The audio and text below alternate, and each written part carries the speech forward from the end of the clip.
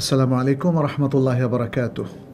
আলহামদুলিল্লাহ ওসলাতু ওয়াসসালামু আলা রাসূলিল্লাহ ওয়া আলা আলিহি ওয়া আসহাবিহি ওয়ামান ওয়ালা। প্রিয় দর্শক, জীবনের আলো তাফসীরুল কোরআন অনুষ্ঠান থেকে আপনাদের সবাইকে আহলান ও সাহলান জানাচ্ছি।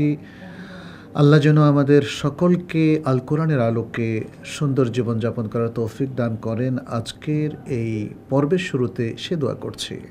আজকে আমরা সূরা আল ইমরানের ৮৬ নম্বর আয়াত থেকে সংক্ষিপ্ত তাফসির উপস্থাপন করব এবং সঙ্গে থাকবে এই আয়াতের শিক্ষাগুলো। আমরা জানি সূরা আল ইমরান একটি মাদানী সূরা। অনেক গুরুত্বপূর্ণ প্রসঙ্গ এখানে আলোচিত হয়েছে এবং এর মধ্যে আজকের প্রসঙ্গটাও খুবই গুরুত্বপূর্ণ। তাহলে আসুন শুরু করা যাক। আউযু বিল্লাহি মিনাশ শাইতানির রাজীম। كيف يهدي الله قوما كفروا بعد إيمانهم وشهدوا أن الرسول حق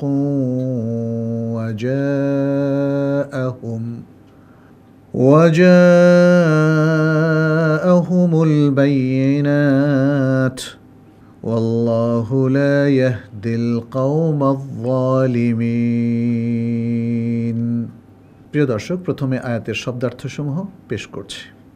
আল্লাহ সুবহানাহু ওয়া তাআলা বলছেন, কাইফা কিভাবে, ইয়াহদি হেদায়েত করবেন, আল্লাহু আল্লাহ, কওমান একটা সম্প্রদায়কে, কাফারু যারা কুফরি করেছে, বাদা পরে, ঈমানিহিম তাদের ঈমান আনয়নের, ওয়াশাহিদু এবং তারা সাক্ষ্য দিয়েছে যে, আন্না মানে এখানে যে, আর রাসূল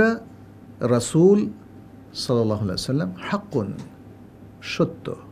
সত্যনিষ্ঠ, ওয়াজাআহুম এবং তাদের কাছে এসেছে, মানে এসেছে, হুম তাদের কাছে, আল বাইয়িনাত স্পষ্ট নিদর্শন সমূহ, ওয়াল্লাহু এবং আল্লাহ, লা ইয়াহদি হিদায়াত দেন না, পথ প্রদর্শন করেন না, আল কাউমা এমন জাতিকে, এমন সম্প্রদায়কে, আয-যালিমিন যারা জালিম। এবারে আমরা সরল অর্থানুবাদ পেশ করছি। আল্লাহ সুবহানাহু ওয়া তাআলা বলছেন, কিভাবে আল্লাহ এমন এক সম্প্রদায়কে হেদায়েত প্রদান করবেন যারা কুফরি করেছে তাদের ঈমান আনয়নের পরে এবং রাসূল সাল্লাল্লাহু আলাইহি ওয়াসাল্লামকে সত্য হিসাবে সাক্ষ্য দেওয়ার পর এবং তাদের কাছে সুস্পষ্ট নিদর্শনসমূহ আগমনের পর। আর আল্লাহ জালিম সম্প্রদায়কে হেদায়াত প্রদান করেন না। খুবই চমৎকার এবং বেশ ইমপ্রেসিভ কিছু তথ্য আল্লাহ সুবহানাহু ওয়া তাআলা এই আয়াতটিতে উপস্থাপন করলেন। এই আয়াতটি যারা ঈমান আনার পরে মুরতাদ হয়ে গিয়েছে, কুফরি করেছে, তাদের প্রসঙ্গে নাজিল হয়েছে। আগের আয়াতগুলোতে আমরা দেখতে পাচ্ছি যে আল্লাহ সুবহানাহু ওয়া তাআলা তিনি সত্য দিনকে তুলে ধরলেন এবং সত্য দিনের বাইরে আর কোনো কিছু যে অ্যাকসেপ্ট হবে না সেগুলো তিনি স্পষ্ট করে ব্যক্ত করলেন। এবং এই আয়াতে সত্য দিনকে গ্রহণ করার পর যারা বেরিয়ে যাচ্ছে দিন থেকে তাদের ব্যাপারে আলোচনা শুরু করেছেন। এই আয়াতের একটা চমৎকার শানে নজুল আছে। আব্দুল্লাহ ইবনে আব্বাস রাদিয়াল্লাহু তাআলা আনহু থেকে বর্ণিত এই শানে নজুলটা, সেটা হলো আনসারদের একজন ব্যক্তি ইসলাম গ্রহণ করলেন এবং ইসলাম গ্রহণের পরেই তিনি কিন্তু আবার তার শিরকের দিকে ফিরে গেলেন, তিনি মুরতাদ হয়ে গেলেন। কিন্তু কিছুকাল পরে তিনি আবারও অনুতপ্ত হলেন, বুঝতে পারলেন তার ভুলের কথা। তখন তিনি তার স্বজাতির লোকদের কাছে একটা মেসেজ পাঠালেন যে, তোমরা রাসূল সাল্লাল্লাহু আলাইহি সাল্লামের কাছে গিয়ে জিজ্ঞেস করো যে আমার দিন ইসলামের দিকে ফিরে আসার আর কোনো সুযোগ আছে কিনা, আমার কোনো তওবা যদি আমি করি সেটা কবুল হবে কিনা, আমার তওবা আছে কিনা। তখন তার গোত্রের লোকেরা রাসূলুল্লাহ সাল্লাল্লাহু আলাইহি সাল্লামের কাছে এসে পুরো ঘটনা বর্ণনা করলেন এবং বললেন তিনি মুরতাদ হয়ে যাওয়ার পরে এখন অনুতপ্ত হয়েছেন, এখন তিনি দিনে আবারও ফিরে আসতে চান, তার ফিরে আসার কোনো সুযোগ আছে কিনা, তার তওবা করার কোনো সুযোগ আছে কিনা, তখন আল্লাহ সুবহানাহু ওয়া তাআলা নাজিল করলেন কাইফা ইয়াহদিল্লাহু কওমান কাফারু বা'দা ঈমানিহিম। এখান থেকে আরম্ভ করে গাফুরুর রাহিম 89 নম্বর আয়াত পর্যন্ত এটা একসাথে নাজিল হলো। তাহলে 86, 87, 88, 89 নম্বর আয়াতের এটা হলো শানে নুজুল। যখন এখানে বলা হলো পরবর্তীতে যে হ্যাঁ তার তওবা আছে, যেমন আল্লাহ সুবহানাহু ওয়া তাআলা বললেন ইল্লাল্লাযিনা তাবু, যেটা আমরা পরবর্তী পর্বে আলোচনা করব, সেটা নাজিল হওয়ার পরে ওই ব্যক্তি আবারও ইসলাম গ্রহণ করে মুসলিম হয়ে গেলেন।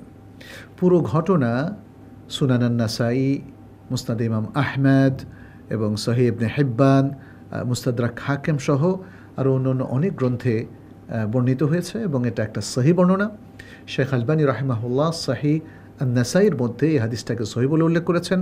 এছাড়াও এই হাদিসটাকে সহিহ বলে উল্লেখ করেছেন আরও একদল উলামায়ে কেরাম, তার মধ্যে রয়েছেন ইবনু দাকিক আল ঈদ, তিনি আল ইকতিরাহ গ্রন্থে এটাকে সহিহ বলে উল্লেখ করেছেন।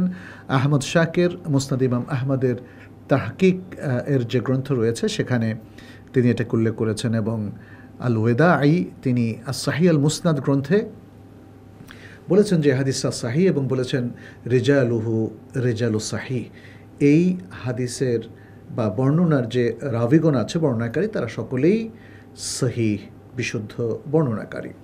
ফলে আমরা এই শানে নজুলটাকে বিশুদ্ধ একটা শানে নজুল হিসাবেই আমরা জানতে পারলাম, বুঝতে পারলাম। এখন এই আয়াতটিতে এবং পরবর্তী আরও কয়েকটা আয়াতে ধারাবাহিকভাবে মুরতাদ ব্যক্তিদের পরিণতি বর্ণনা করা হয়েছে এবং মুরতাদ হওয়ার পরে ফিরে আসার যদি কোনো সুযোগ থাকে সেটা অ্যাকসেপ্টেড হওয়ার কথাও বলা হয়েছে।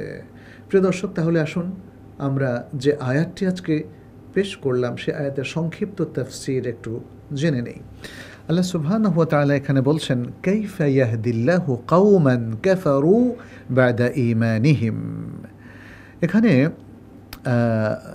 যেই তাফসীরটা এখানে আল ওয়াহিদি তার তাফসীর আল ওয়াসিতের মধ্যে বর্ণনা করেছেন, এবং একইভাবে ইমাম ইবনু তাইমিয়া তার মাজমু' আল ফাতাওয়ার মধ্যে উল্লেখ করেছেন, এবং ইমাম আব্দুর রহমান আস-সা'দি তার গ্রন্থে, এবং শেখ মুহাম্মদ বিন সালিহ বিন উসাইমিন ব্যাখ্যায় যেটা বলেছেন সেটা হচ্ছে, তারা বলছেন যে এই আয়াতের অর্থ হলো লা ইয়াহদিল্লাহু কওমান ইরতাদ্দু বা'দা আন আমানু ফাকাইফা ইস্তাহিকুন আল হিদায়াহ। অর্থাৎ একদল মানুষ যখন তারা ঈমান এনেছে, ঈমান আনার পরে কিভাবে আবার তারা মুরতাদ হতে পারে, কিভাবে তারা আবার আগের ধর্মে ফিরে যেতে পারে, কিভাবে তারা হেদায়েতের মুস্তাহিক হতে পারে একবার যখন মুরতাদ হয়ে গেছে তারপরে, অথচ তারা সত্যকে জানার পরে, সত্য ধর্ম গ্রহণ করার পরে, ঈমানের মধ্যে প্রবেশ করার পরে তারা কুফরি এবং দলালকে আবার ইখতিয়ার করেছে, তাহলে তাদের তো হেদায়েত আর নসিব হওয়ার কথা নয়। সে কথাটাই আল্লাহ সুবহানাহু ওয়া তাআলা বলছেন কাইফা ইয়াহদিল্লাহ। একটা বিষয় প্রকাশ করা হচ্ছে, তুমি সত্য ধর্ম গ্রহণ করেছো, আবার সত্য থেকে বের হয়ে গেছো, সত্যকে জানার পরে সত্য থেকে বের হয়ে গেছো, তাহলে এই যে তুমি কুফরি এবং দলালাতকে গ্রহণ করে কিভাবে সত্যের উপর তুমি আবার প্রতিষ্ঠিত হতে পারবে, তোমার হেদায়েত নসিব হতে পারে? এটা একটা নেগেটিভ প্রশ্ন, অর্থাৎ এটা আসলে সাধারণত হয় না, হতে পারে না। আচ্ছা, এরপর কি বলছেন? ওয়াশাহিদু আন্না রাসূল হাক্কুন। এরা যে সত্যকে জেনেছে শুধু তাই না, এরা এই সাক্ষ্য দিয়েছে যে রাসূলুল্লাহ সাল্লাল্লাহু আলাইহি সাল্লাম তিনি সত্যপন্থী, সত্যনিষ্ঠ। এক্ষেত্রে আমরা দেখি যে ইবনু জারীর রাহিমাহুল্লাহ তিনি এই আয়াতের তাফসিরে বলেছেন আই ওয়া বা'দা আন আকাররু আন্না মুহাম্মাদান সাল্লাল্লাহু আলাইহি ওয়াসাল্লাম রাসূলুল্লাহ ইলান নাসি হাক্কান। অর্থাৎ তারা যখন এটা স্বীকৃতি দিল যে মুহাম্মদ সাল্লাল্লাহু আলাইহি সাল্লাম সকল মানুষের কাছে প্রেরিত আল্লাহর সত্যিকার রাসূল, সাদিকুন ফিমা আখবার, তিনি যে তথ্য মানব জাতির কাছে দিলেন সে ব্যাপারে তিনি সত্যবাদী, আদিলুন ফিমা হাকাম, যে ফয়সালা তিনি করেন সেখানেও তিনি ন্যায়পরায়ণ। তো এই সাক্ষ্য দেওয়ার পরে তারা ফিরে গেল, তাই না? এরপরে ওয়াজাআহুমুল বাইয়িনাত, এবং তাদের কাছে সত্য এবং স্পষ্ট প্রমাণ আসলো। এখানে ইমাম ইবনু জারীর এবং ইবনু কাসীর রাহিমাহুমুল্লাহ তারা বলছেন এই যে আল বাইয়িনাত, অর্থাৎ স্পষ্ট প্রমাণ। এগুলো কি? এগুলো হচ্ছে তিনি বলছেন আয় ওয়াজাআতহুমুল হুজাজু মিন ইনদিল্লাহ, আল্লাহর কাছ থেকে হুজ্জাত, দলিল তাদের কাছে এসেছিল, ওয়াহি তাদের কাছে এসেছিল। ওয়াকামাত আলাইহিমুদ দালাইলু ওয়াল বারাহিন আল্লাতী তুবাইয়িনু সিদকা মা জাআ বিহির রাসূলু সাল্লাল্লাহু আলাইহি ওয়াসাল্লাম, এবং তাদের কাছে এমন সব দলিল, এমন সব প্রমাণ, এমন সব এভিডেন্স এসেছিল যেই এভিডেন্সগুলো প্রমাণ করে যে নবী সাল্লাল্লাহু আলাইহি ওয়াসাল্লাম আল্লাহর সত্য রাসূল। সেই প্রমাণগুলো আসার পরেও তারা বিপথে গিয়েছে। এটা বিস্ময়কর। তারা সত্য ধর্ম গ্রহণ করল, তারা সাক্ষ্য দিল মুহাম্মদ সাল্লাল্লাহু আলাইহি ওয়াসাল্লাম সত্য, এবং তাদের কাছে এই সত্য তার উপর প্রমাণ ছিল। এত কিছুর পরে কিভাবে একজন লোক আবার দালালাতের দিকে ফিরে যেতে পারে, ভ্রষ্টতার দিকে ফিরে যেতে পারে, মিথ্যাকে এখতিয়ার করতে পারে? এই জন্য আল্লাহ সুবহানাহু ওয়া তাআলা বললেন, এত যে কলুষিত জীবন, কলুষিত মন, চিন্তা চেতনা, তাহলে তাদের তো হেদায়েত নসিব হওয়ার কথা না।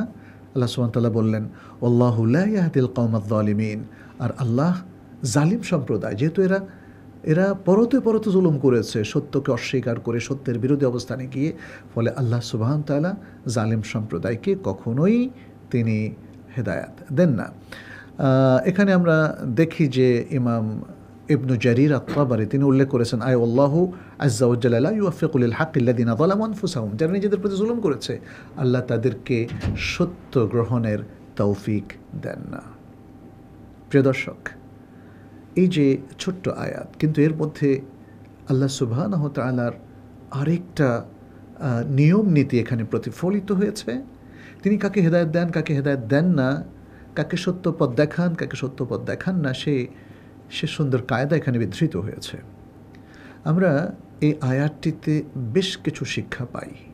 এখানে আল্লাহ সুবহানাহু ওয়া তাআলা তিনি বলছেন যে যারা ঈমান আনছে অথবা ঈমানের সাথে সাথে আরও যে কাজগুলো করেছে, তারপরে যারা কুফরিতে লিপ্ত হয়, এটা বড়ই দুর্ভাগ্যজনক। এটা প্রথম শিক্ষা।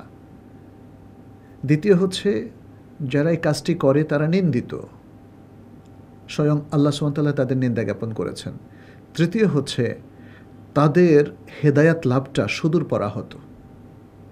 এই জন্য আল্লাহ সুবহানাহু ওয়া তাআলা বলছেন কাইফা ইয়াহদিল্লাহ।